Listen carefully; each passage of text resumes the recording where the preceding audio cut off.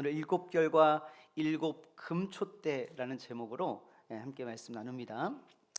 하나님의 말씀과 예수 그리스도를 증언하는 일 때문에 요한은 pat모섬에 유배되었습니다.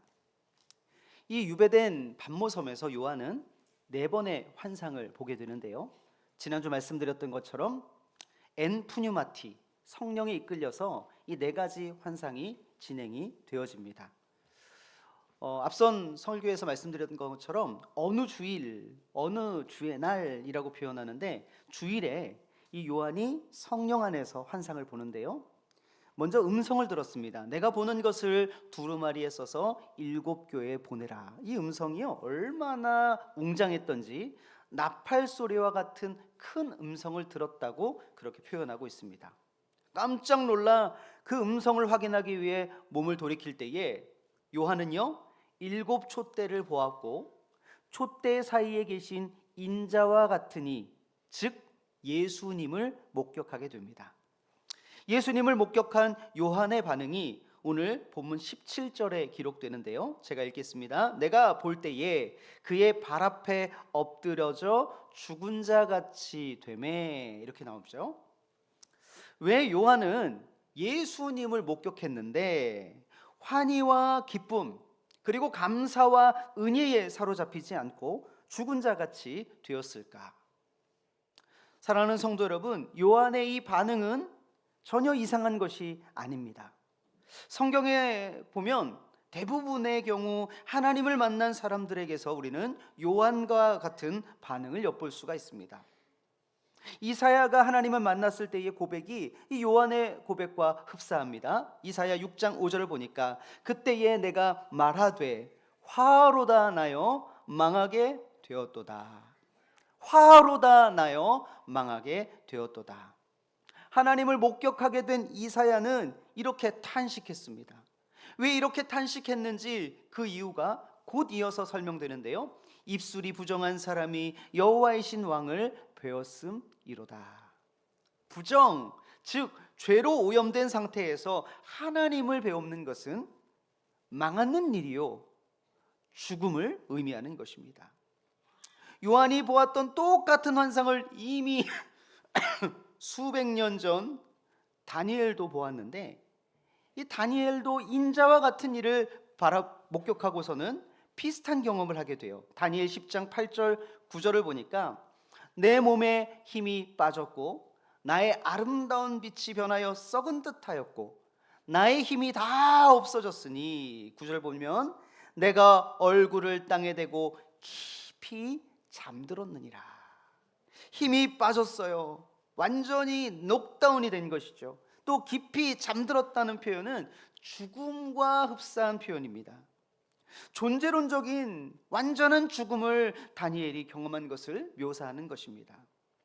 그뿐 아닙니다. 하박국 선지자도 창자가 흔들리는 듯한 경험을 했고, 사사시대의 기드온과 삼손의 아버지 마노아도 하나님을 만나 배운 후에 죽음을 경험했다고 기록하고 있습니다. 하나님을 만난 인간, 사람은 하나같이 그 존재의 파멸을 경험할 수밖에 없었던 것이죠. 이러한 경험은 너무나도 당연하고 자연스러운 일입니다. 왜요? 우리는 죄인이고 하나님은 죄를 가까이 할 수 없는 분이시기 때문입니다. 마치 이런 것과 같아요. 어둠이 빛을 만나는 것과 같습니다. 빛이 비추는 순간 어둠은 어떻게 됩니까? 어둠은 사라져버리죠. 빛의 등장은 어둠의 파멸을 의미합니다. 빛의 등장은 어둠의 죽음을 의미하죠. 마찬가지예요. 하나님과 우리 사이는 빛과 어둠의 관계입니다. 출애굽기 3장에서는 하나님과 인간의 존재의 만남을 불과 떨기나무로 보여주셨어요.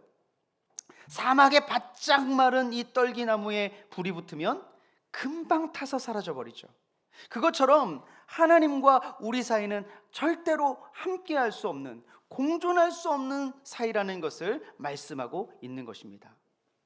이렇게 하나님을 만난다는 것은 인간에게 존재론적 죽음을 의미하는 그런 만남이죠. 이 고통스러운 경험이 인간에게는, 죄악된 인간에게는 먼저 선행되어야 합니다. 그러니까 우리 인간은 죽지 않으면 다시 살아날 수 없다는 것이죠. 존재론적 죽음을 통과해야, 예수님을 만나서 존재론적 죽음을 통과해야 다시 사는 은혜를 경험하게 되는 것입니다. 요한복음 3장을 보면 늦은 밤에 조용히 예수님을 찾아온 니고데모에게 예수님께서 이런 말씀을 하세요. 사람이 거듭나지 아니하면 하나님의 나라를 볼 수 없다. 니고데모는 거듭나는 것이 무엇인지 도저히 그의 머리로 이해할 수가 없었어요. 그래서 다시 예수님께 되물었습니다. 예수님, 어떻게 하면 거듭날 수 있습니까? 예수님은 그에게 물과 성령으로 거듭나야 된다. 물과 성령은 물 세례와 성령 세례를 의미합니다. 먼저 성령 세례는 죄로 물든 이 자아의 존재론적 죽음을 의미해요. 성령의 세례를 받았을 때에는 자아가 죽어야 하는 것이죠. 그리고 물 세례는 그 존재론적 죽음을 확증하는 예식입니다. 그래서 물과 성령으로 거듭나야 한다는 것은 죽어야 한다는 의미예요. 우리의 존재가, 우리의 자아가 하나님을 만나서 죽어야 다시 살 수 있다고 말씀하시는 것이죠. 그러므로 거듭난다는 것은 죽음을 선행해야 합니다. 예수님을 만나 거듭난 성도가 되기 위해서는 반드시 자아의 죽음을 먼저 경험해야 하는 것입니다. 갈라디아서 2장 20절입니다. 내가 그리스도와 함께 십자가에 못 박혔나니. 십자가에 못 박히는 것은 죽음을 의미합니다. 죽음을. 그때에, 죽을 때에 하나님의 아들을 믿는 믿음 안에서 살아가게 되어 있는 것입니다. 자아가 십자가에 못 박히는 존재론적 죽음을 통과하지 않고서는 거듭남이, 다시 사는 것이 불가능하다는 것이죠. 그러므로 예수님을 만나는 것은 죽음을 먼저 경험해야 하는 일이에요. 굉장히 고통스러운 사건이 동반되어야 합니다. 그래야 비로소 믿음을 소유하게 되는 것입니다.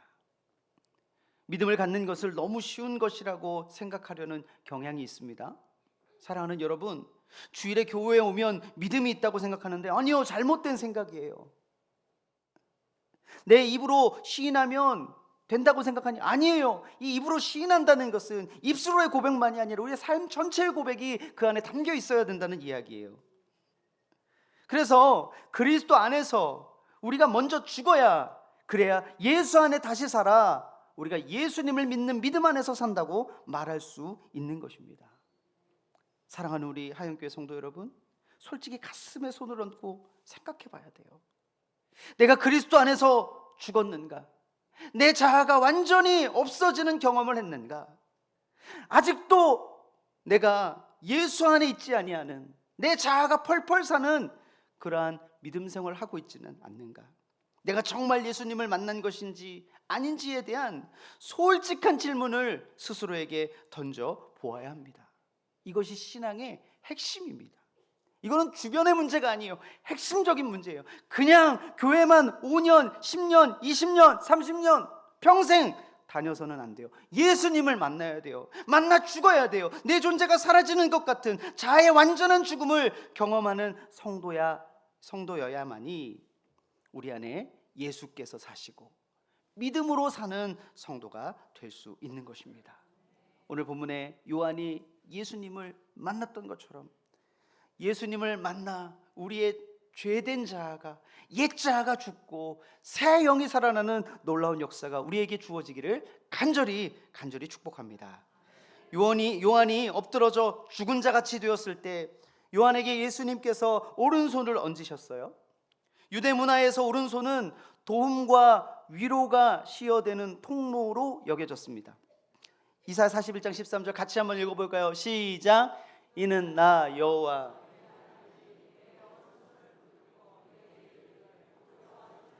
내가 너를 도우리라 할 것임이니라. 아멘. 오른손을 요한에게 얹으셨다는 것은 그 자체가 요한을 도우시겠다는 예수님의 강력한 의지가 표현된 것입니다. 마가복음을 보면요, 예수님께서 한 나병 환자를 치유하시는 장면이 나오는데 특이한 행동을 하십니다. 마가복음 1장 41절에 보면 예수께서 불쌍히 여기사 손을 내밀어 그에게 대시며 이르시되 내가 원하노니 깨끗함을 받으라 하시니. 무엇을 대셨어요? 손을 대셨어요. 예수님께서는요, 말씀만으로도 나병 환자를 치유하실 수 있습니다. 말씀만으로도 어떤 병도 치유하실 수 있어요. 아니요, 말씀만으로도 죽은 자를 일으키시는 분이 예수님이시죠. 근데 예수님은 이 나병 환자에게 손을 대셨어요. 이 나병이란 병이 어떤 병이죠? 사람들을 접촉할 수 없는 병이에요. 누가 나병에 걸렸다고 하면 그 사람과 접촉할 수 있는 방법은 없습니다. 율법적으로조차 그 사람을 격리해야 하고 접촉할 수 없도록 규정하고 있습니다. 그런데 예수님께서 그 나병 환자에게 손을 대신 것은 의도적인 것이에요. 의도적인 것이에요. 나병 환자는 평생 사람들로부터 거절을 당해왔습니다.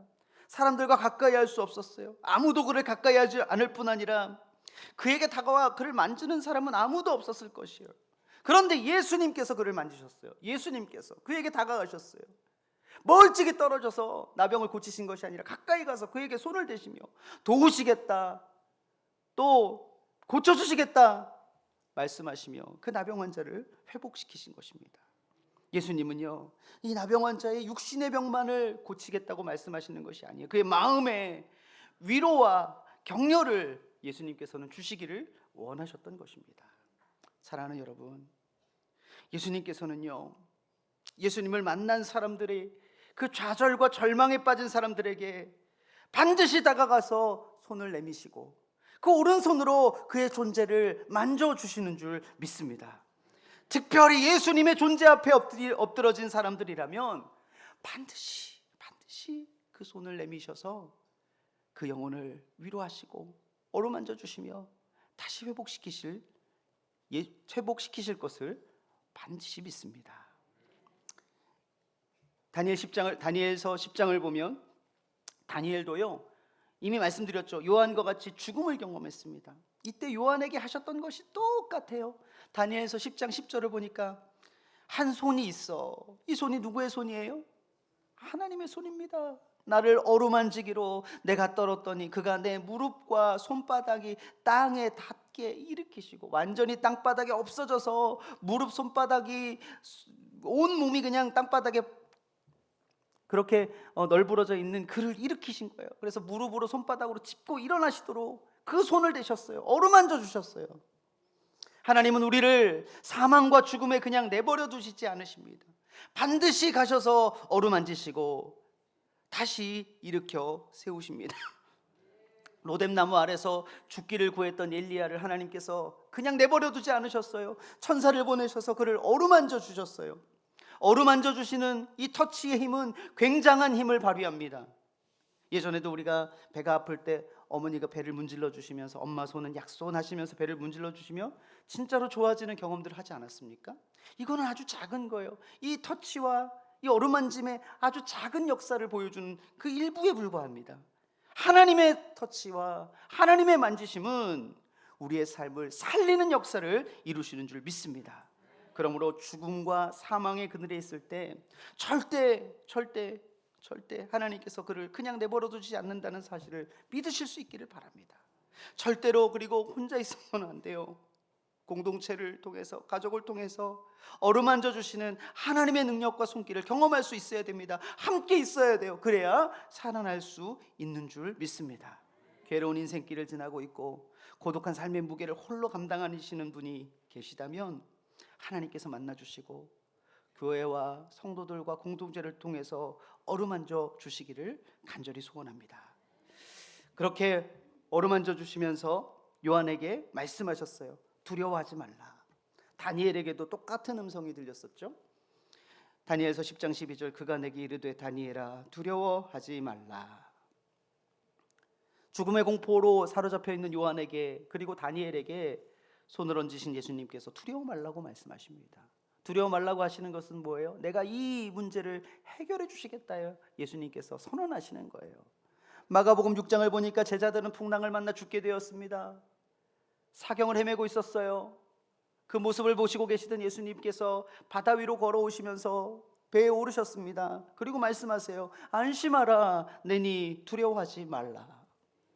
두려워하지 말라는 것은 하나님께서 함께 하시겠다는 거예요.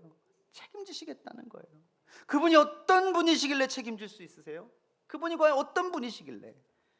오늘 본문에서 말하죠. 나는 처음이요 마지막이니 곧 살아있는 자다. 지난 설교에서 이미 말씀드렸듯이 자존하시는 존재임을 드러내는 거예요. 스스로 있는 자라고 말씀하시는 것이죠. 그런 하나님께서 두려워하지 말라 말씀하세요. 그런데 오늘 주목해야 될 것은 거기가 끝이 아니에요. 따라 볼까요? 내가 전에 죽었었노라. 자존하시는 하나님이요, 스스로 계신 하나님이요, 이렇게 말씀하세요. 내가 전에 죽었었노라. 하나님이신, 자존자이신 하나님이 죽는다는 건 말이 안 되는 일이에요. 여호와께서 죽는다는 것은 말도 안 되는 일입니다. 그런데 요한에게 말씀하세요. 내가 전에 죽었었노라. 말씀하시는 이유는 뭐예요? 이 십자가에서 죽으신 사건을 말씀하시면서 이 죽음의 경험을 하고 있는 요한에게 나도 죽음을 경험했노라 말씀하시면서 너의 아픔과 너의 고통과 멀리 있지 않고 함께 있다는 것을 말씀하시는 것입니다. 자존하시는 성자께서 십자가의 죽으심으로 말미암아 그 죽음이 우리의 죽음을 대신할 뿐 아니라 우리가 죽어야 될 그 죽음을 대신 지신 예수님의 우리를 향한 사랑이라는 것을 말씀하고 있는 것입니다. 그러면서 이제 세세토록 살아있다. 여러분, 결코 죽지 않으셔요. 다시 살아나셔서 세세토록 살아있다 말씀하시는 예수님이세요. 그 예수님께서 우리에게 두려워 말라. 나도 죽었었지만 내가 지금 살아있노라. 네가 지금 죽어있지만 너는 반드시 살리라 말씀하시면서 두려워 말라 하시는 것입니다. 예수님께서는 우리에게 두려움과 무서움이 있다는 것을 다 아셔요. 그냥 안다는 것이요, 그냥 예측한다는 것이 아니라 직접 우리가 겪어야 할 죽음을 몸소 겪으셨고 다시 살아나셨다라는 말씀입니다. 죽음을 이기시고 부활하신 예수님은 오늘 본문에서 사망과 음부의 열쇠를 가지신 분으로 선언되고 있습니다. 음부는 죽은 자들이 가는 곳이에요. 히브리어로 하데스라고 하는 곳인데, 사망과 음부의 열쇠를 가지셨다는 것은 죽게도 하시고 살게도 하시며 지옥에 들어가게도 하시고 지옥에 들어가지 않게도 하실 모든 권세 모든 권세를 지니신 분이, 그 열쇠를 가지신 분이 예수님임을 우리에게 가르쳐주고 있습니다. 오해하지 말아야 될 것 중에 하나가 세상을 선과 악의 이원론으로 나누는 거예요. 선은 하나님이 통치하시고 악은 사탄이 통치한다는 생각이죠. 잘못됐습니다. 오늘 본문이 그 생각이 잘못됐다는 것을 우리에게 분명히 가르쳐줘요. 하나님은 선과 악에 대한 모든 주권을 가지고 계세요. 교도소를 관할하는 사람들은 범죄자들이 아니죠. 국가에서 교도관을 세워 그들로 하여금 교도소를 지키고 관리 감독하게 합니다. 마찬가지예요. 사망과 음부의 권세를 가지고 있는 존재는 사탄이 아니고 삼위 하나님이신 줄 믿습니다. 그러므로 하나님의 백성들은 사망과 음부에 대한 더 이상의 두려움을 가질 이유가 없어요. 하나님의 사랑으로 다시 살아난 또 회복된 백성들은 사망과 음부에 대한 권세를, 두려움을 가질 이유가 없습니다. 앞으로 요한계시록을 계속 읽어가면서 사망과 음부와 심판에 대한 내용들이 계속해서 반복되어 나올 거예요. 여러분, 두려워하실 이유가 없습니다. 왜요? 그 모든 사망과 음부의 권세를 가지신 예수님께서 우리를 살리시고 우리를 생명으로 인도하여 주셨기 때문입니다. 그 죽음을 경험한 요한은 하나님의 위로를 받고 다시 회복됩니다. 그때 하나님께서 요한에게 사명을 맡기세요. 그 사명은 바로 기록하라는 것입니다. 19절 말씀 보니까 요한에게 내가 본 것과 지금 있는 일과 장차 될 일을 기록하라. 내가 본 것은 뭐예요? 내가 본 것은 환상이며 앞으로 또 보여지게 될 것도 환상입니다. 또 장차될 일도 다 하나님께서 보여주셔 기록할 일이에요. 특별히 오른손의 7별의 비밀과 또 7금촛대를 말해요. 7별은 7교회의 사자고 7촛대는 7교회다. 이렇게 예수님께서 해석까지 해주시잖아요. 그러니까 이 모든 기록은 교회에 대한 예언을 의미하는 것입니다.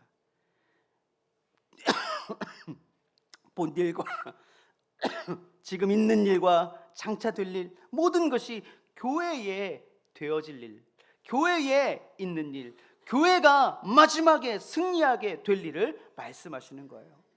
그러므로 하나님께서는 교회의 과거와 현재 그리고 미래에 대한 하나님의 이 말씀을 요한에게 기록하라고 명령하십니다. 왜요? 우리를 위함이죠. 왜요? 교회를 위함이죠. 이 말씀을 기록하여서 교회가 고난과 핍박의 시대를 지나고 있는 그 교회가 반드시 결실하게 될 것이라고 기록하여 남기라고 명령하시는 것입니다. 사랑하는 여러분, 교회는 미미해 보이고 교회는 약해 보이지만 반드시 결실하게 될 줄 믿습니다. 교회는 하나님의 언약 안에 있는 교회는 지금의 모습이 어떠하건 간에 하나님의 약속에 따라 분명히 반드시 완성을 이루게 될 줄 믿습니다. 그래서 하나님께서는 7별의 비밀이라고 이야기하셨어요. 영어로 미스테리라고 하는 이 비밀은 뭔가 모호하고 불분명한 것들을 말할 때 미스테리라고 하지만 헬라어의 미스테리온은 물론 이 미스테리가 미스테리온에서 나왔지만 이것은 일반적인 상식적인 지식을 넘어선 어떤 하늘의 신비와 신비로운 계시를 말하는 것이 바로 이 미스테리온이에요. 그래서 예수님께서는 말씀을 통해서 이 신비로운 것들, 과거와 현재와 미래에 관한 이 교회의 신비로운 것들을 다 기록하여 우리 성도들에게, 교회에게 알려줄 것을 부탁하고 있는 것입니다. 우리가 요한계시록을 읽을 때마다 사랑하는 여러분, 교회의 현재를 보면서도 교회의 미래와 교회의 완성을 같이 바라보면서 우리가 그것 때문에 하나님을 찬양하고 그것 때문에 하나님을 영화롭게 하는 그런 성도의 삶을 사시기를 간절히 원합니다. 마지막으로 한 가지를 다루어야 할 구절이 있습니다. 7별은 7교회의 사자라 이렇게 했는데요. 여기서 사자, 7교회의 사자는 누구를 지칭하는 말일까? 어떤 사람들은 각 교회를 지키라고 보내신 이 천상적 존재가 사자다라고 말해요. 어떤 사람들은 각 교회의 지도자들이 바로 사자다라고 말합니다.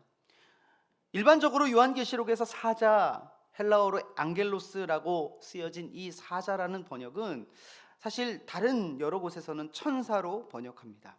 그러므로 7교회의 사자는 교회를 지키는 영적인 존재, 하늘의 존재, 또 천사들과 같은 존재를 말하는 것이죠.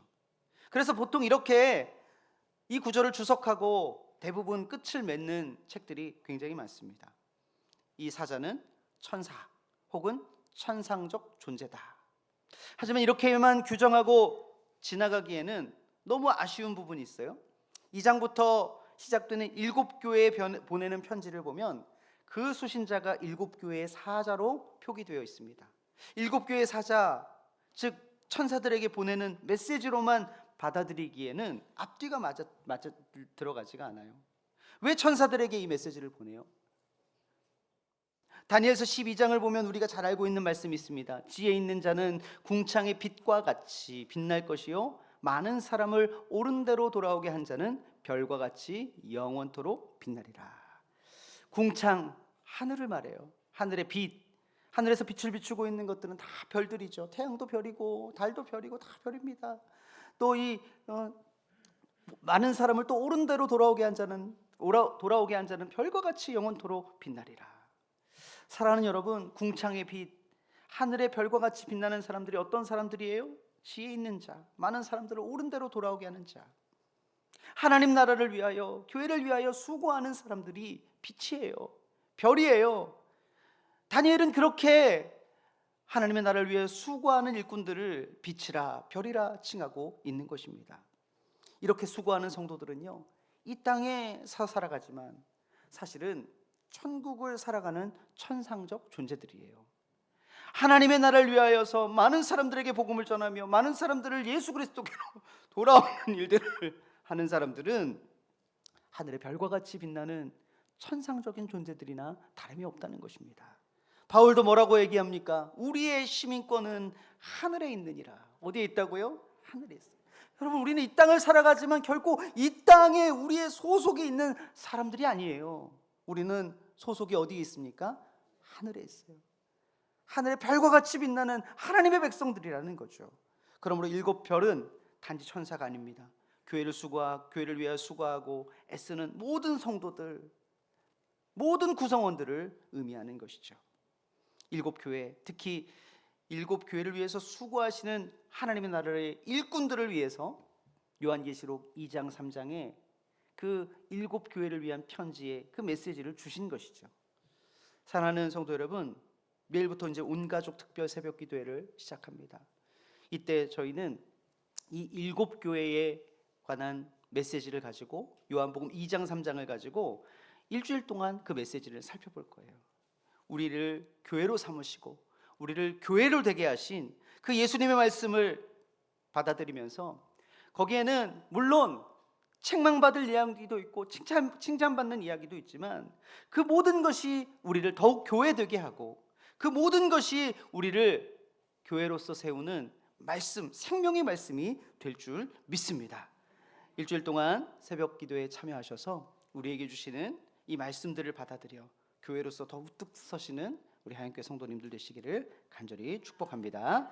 기도하겠습니다.